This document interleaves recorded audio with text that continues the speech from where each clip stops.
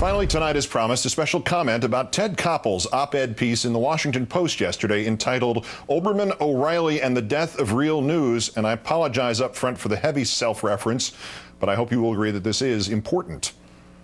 When Walter Cronkite died 16 months ago, he was rightly lionized for the quality of his work and the impact he effected on television news. He was praised for his utter objectivity and impartiality, and implicitly, and in some cases explicitly, there was wailing that this objectivity had died with him. And invariably, the same few clips were shown with each obituary. It was the night Cronkite devoted 14 minutes of the 30-minute-long CBS Evening News to a remarkable report on Watergate, which devastated the Nixon administration. One so strong that the administration pressured CBS merely to shorten the next night's follow-up to just 8 minutes.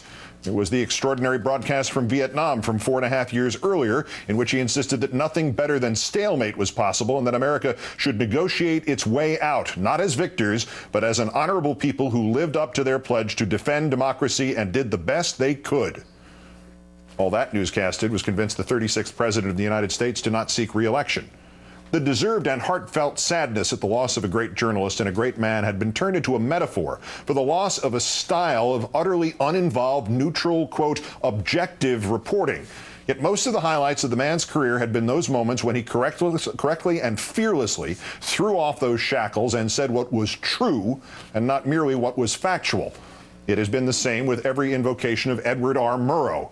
Murrow would never have stood for the editorializing of today in his newscasts. The Murrow radio reports from London rooftops during the Blitz of 1940 are replayed and forever should be, and their creator is offered as a paragon of straight reporting. Yet it is never mentioned that as they happened, CBS was pressured to stop those searing explosions of truth from London, because our political leaders of the time believed they would unfairly influence Americans to side with the British when the nation was still officially neutral and the Republican Party was still completely convinced that there was a deal to be made with the Nazis. President Roosevelt did not invite Murrow to the White House to congratulate him on his London reports because they were fair and balanced. Similarly, the journalism students of now 7 different decades have studied the Murrow broadcasts about Senator Joseph McCarthy from 1954. These are properly lauded as some of the greatest moments, not merely in the history of American journalism. They are considered such in the history of America. The story is told that a cowering, profit-hungry press stood idly by or even rode McCarthy's paranoia for circulation and for ratings, while the blacklist and the fear grew. And then Murrow slayed the dragon. Always left out, sadly, is the truth that within hours of speaking truth based on facts, Murrow was attacked as a partisan. The Republicans and the conservative newspapers and the conservative broadcasters described in what they would have insisted was neutral, objective, unbiased, factual reporting, that in smearing the patriotic Senator McCarthy, Murrow was a Democrat, a liberal, a socialist, a Marxist, a communist, a traitor. Always left out, sadly, is the fact that these attacks worked. Within 12 months, Murrow's See It Now program had lost its sponsor and been reduced from once a week to once a month. Within 18 months, it had been shifted from every Tuesday night at 10:30 to once in a while on Sunday afternoons at 5, becoming, as one CBS producer put it, See It Now and Then.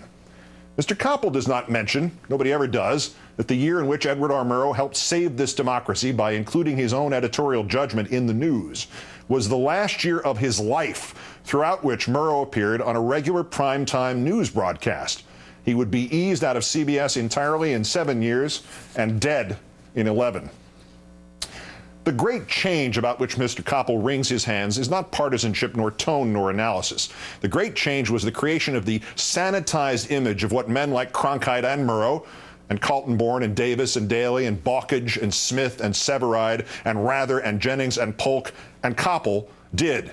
These were not glorified stenographers. These were not neutral men. These were men who did in their day what the best of journalists still try to do in this one: evaluate, analyze, unscramble, assess, put together a coherent picture or a challenging question, using only the facts as they can be best discerned, plus their own honesty and conscience. And if the result is that this story over here is a presidential chief of staff taking some pretty low-octane bribes and the scandal starts and ends there, you judge all the facts and you say so. And if the result is that that other story over there is not just a third-rate burglary at a political office, but the tip of an iceberg meant to sink the two-party system in this country, you judge all the facts and you scream so.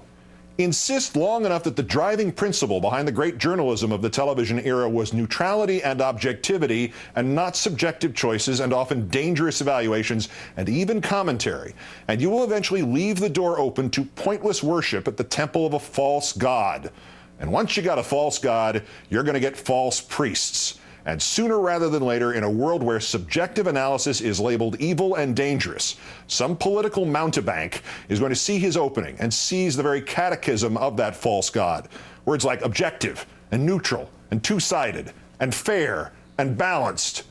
And he will pervert them into a catchphrase, a brand name. And he can create something that is no more journalism than two men screaming at each other as a musical duet. But as long as there are two men, as long as they are fair and balanced, is not the news consumer entranced by the screaming and the fact that his man eventually and always outscreams the other? Is not he convinced that he has seen true journalism, true balance, true objectivity?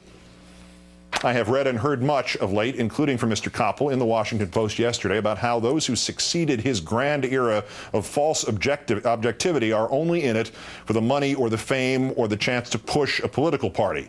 Mr. Koppel also implied, as others have, that the men behind this network saw in the success of Fox News a business opportunity to duplicate that style but change the content. Mr. Koppel implied that yesterday.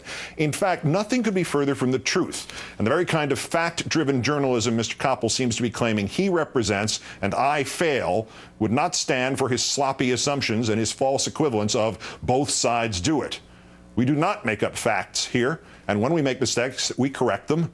Friday night, I found, as we rehearsed its presentation, that a segment implying that former President Bush had lifted parts of his autobiography from other works of recent history was largely based on excerpts that mostly required heavy editing and still produced only weak evidence. We killed the segment. Would Fox have? Would CNN have? 10 days ago, Anderson Cooper 360 presented a political story in the most cataclysmic of tones. There were three guests, an online magazine editor, a staunch liberal, and a staunch conservative, and they were in agreement. The story just wasn't that big a deal. The segment ran anyway. Moreover, while Fox may be such, we are not doctrinaire. I cannot prove it, so I'll have to estimate it here, and if I'm proved wrong, I'll happily correct it. But my intuition tells me I criticized President Obama more in the last week than Fox's primetime hosts criticized President Bush in 8 years. To equate this network with Fox, as Mr. Koppel did, to accuse us of having our own facts, is another manifestation of a dangerously simplified understanding of modern news. This guy says the moon is a planetary fragment orbiting the Earth. This other guy says it's actually the body of the late Vince Foster.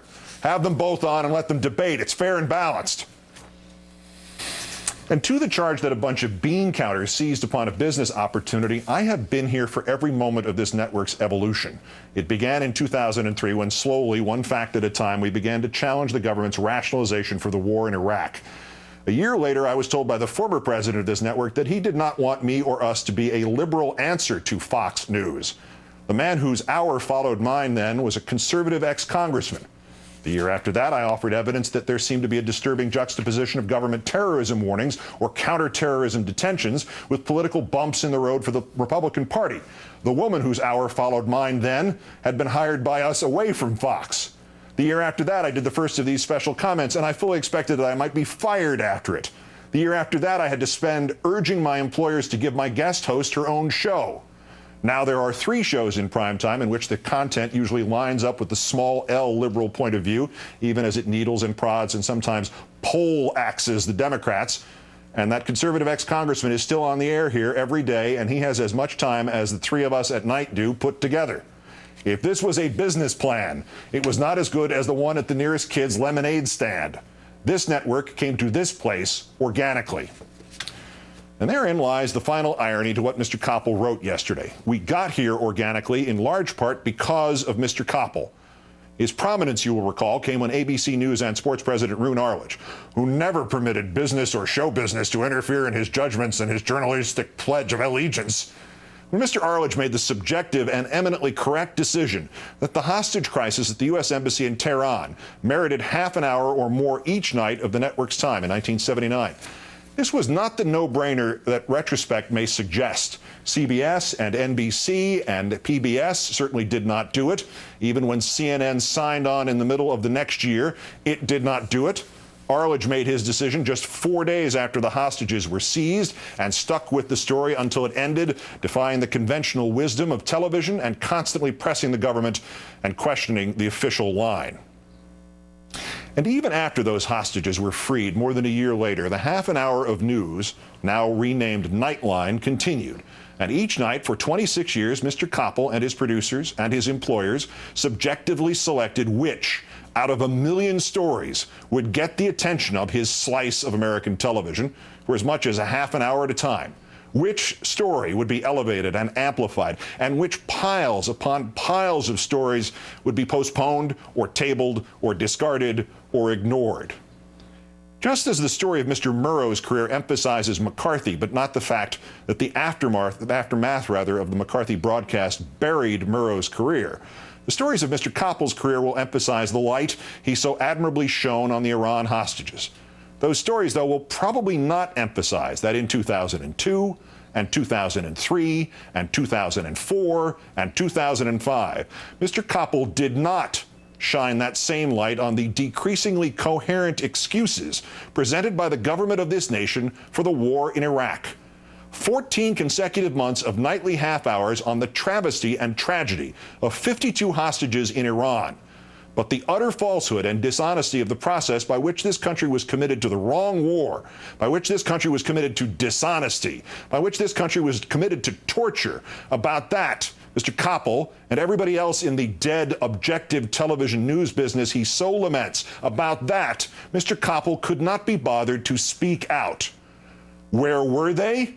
Worshipping before the false god of utter objectivity. The bitter irony that must someday occur to Mr. Koppel and the others of his time was that their choice to not look too deeply into Iraq before or after the war began was itself just as evaluative, just as analytically based, just as subjective as anything I say or do here each night. I may ultimately be judged to have been wrong in what I am doing. Mr. Koppel does not have to wait. The kind of television journalism he eulogizes failed this country, because when truth was needed, all we got were facts, most of which were lies anyway. The journalism failed, and those who practiced it failed, and Mr. Koppel failed. I don't know that I'm doing it exactly right here. I'm trying. I have to, because whatever that television news was before, we now have to fix it. Good night and good luck. And now, ladies and gentlemen, here is my very dear friend, Rachel Maddow. Good evening, Rachel. Good evening, Keith. Thank you. And thanks to you at home for joining us tonight.